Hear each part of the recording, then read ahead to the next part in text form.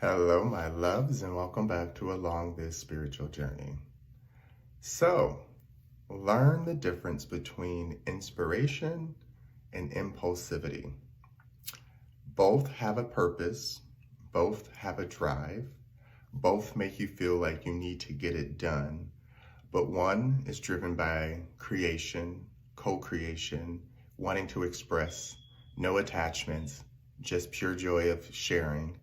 And then the other is driven by ego, needing to feel like it has to be done, it has to be a certain way. You need to have people see you a certain way, or it has to be done this way because that's how a certain person wants it done, right? I have really had to practice this one because I am what I like to say, a hedonistic soul where I want what I want when I want it. And in my 20s, I sure did get it, but it also came with a lot of ramifications. So it really is about learning how to pay attention to what inspires you to do better, what inspires you to release energy. Because remember, everything that we do as humans, from thoughts to drawing to writing to singing, it's a release of energy. Something inside of us connected to source is just screaming at us, I need to put this out there. I need this to be heard, or I just want to be released. Will you please do that?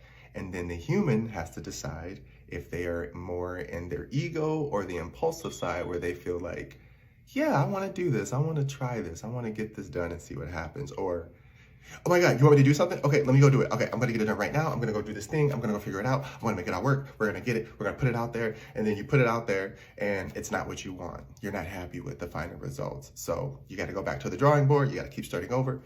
The editing process does not go anywhere, may it be inspiration or impulsivity. But if you are editing out of a scarce mindedness where it's like, oh, I don't like this, I hate this, I don't want to do this. Trust me, I've caught myself a few times. When I started doing different books and publishing stuff and you have to edit that, it takes a lot of time. It takes a lot of time.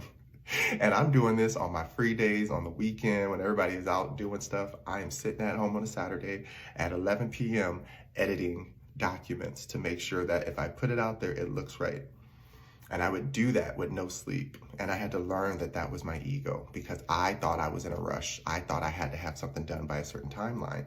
And that's me creating deadlines. The universe doesn't care about deadlines. The universe just cares if you cooperate, right? I can create something 8 years ago and don't do nothing.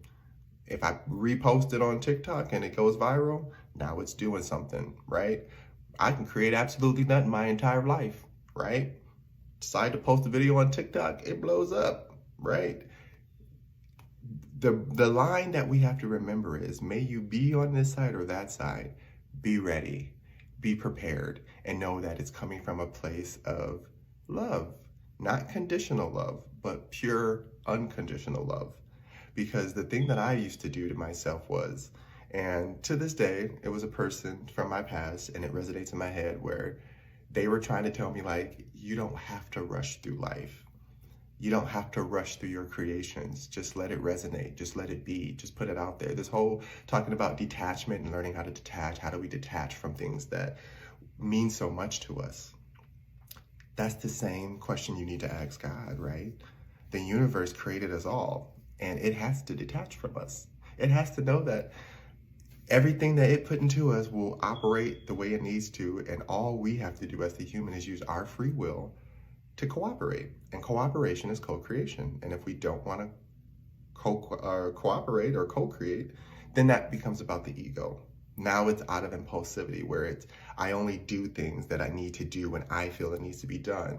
Versus creation, where it's like, hey, I want to be expressed now. Do you have the time to jot me down? And if you're like, yeah, let me do that, the universe can be like, ooh, we can work with you. We can work through you because you willing to let me flow through you just like water. You ain't trying to stop me.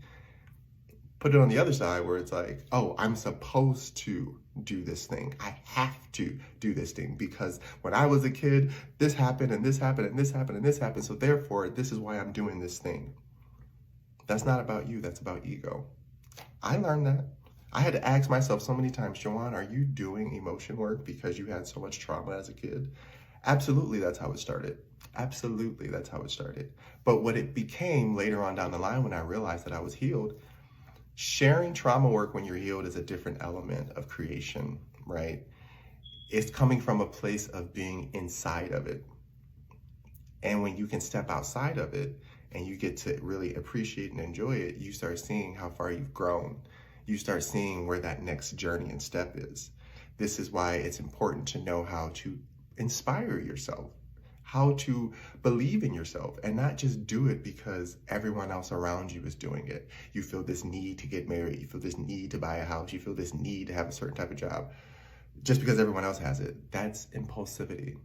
And even though you can be gaining traction and growing and getting to a place of knowing that I accomplished all these things, if you look back and feel like you're empty, you created out of ego. None of it was actually for you. Now, if you sit back and you create out of inspiration, you create out of pure joy, you create out of pure sadness, because remember, inspiration can be inspired by all of the emotions. But the point is that when you're expressing that emotion, you're not choosing to hold on to it after you've let it go. Writing is letting it go. Drawing is letting it go. Speaking is letting it go. In that moment, you have to be inspired to then walk into your new creation to continue to not perpetuate what you don't want to perpetuate anymore. Those things that you impulsively jumped into that you thought you had to do because it looked good versus feeling good. Because there is a level of overindulgence, but there is that sweet spot of, I'm doing this because it makes me feel good, but I also see how it can allow others to feel good. And if they receive it, beautiful, my purpose has been served. I did my duty. That's all creation is about. There's been so many times where I've been watching other people's videos, and sometimes even in my videos, I say, I hope that makes sense. And I heard other people saying, I hope this makes sense. Because when you're saying it, you don't know if it makes sense until you push playback and you hear yourself and you're like, oh my gosh, okay, I get it. Or if you can stop yourself and listen to when you're inspired by something and you're creating this huge masterpiece, you see the details of it, but until you step back and look at the whole thing, you really don't really know what you created unless you were creating from a healthy place.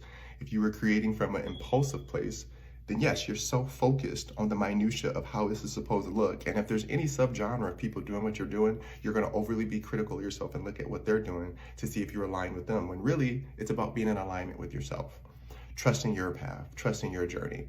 Doesn't matter if there's a ton of people doing what you're doing. The one thing about nature really is our greatest gift, because nature is proven to you. You can have 1 billion artists painting the same thing and it will still be beautiful to the eye of the beholder.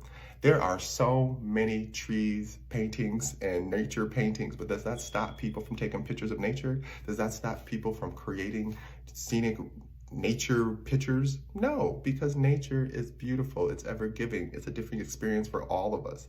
So we have to remember that inspiration is about giving back, even when we don't get to see what we're giving back and to whom. It's just sharing for knowledge's sake. Ego is sharing and expecting something back, expecting recognition, expecting validation, expecting people to agree with you, because you have put yourself in a place where you're codependent on that validation to receive somebody else's feedback to say you're on the right path, versus just trusting your creation energy. Creation energy will always take you to the path you desire, because it's allowing you to drop off all that baggage from the past that don't belong to you and create something new. This is my brand: rewrite, rebrand, rebirth. You have to remember that these are all integral parts of the human journey. We get to rewrite our script. We get to rewrite our story. We can read someone else's story, learn all the lines and participate in it, and just impulsively go through life trying to check off this list of things we really don't want to do. Or we can literally go into our energy and recognize that we're a part of the co-creation process, and we're supposed to allow ourselves to be in that space at all times.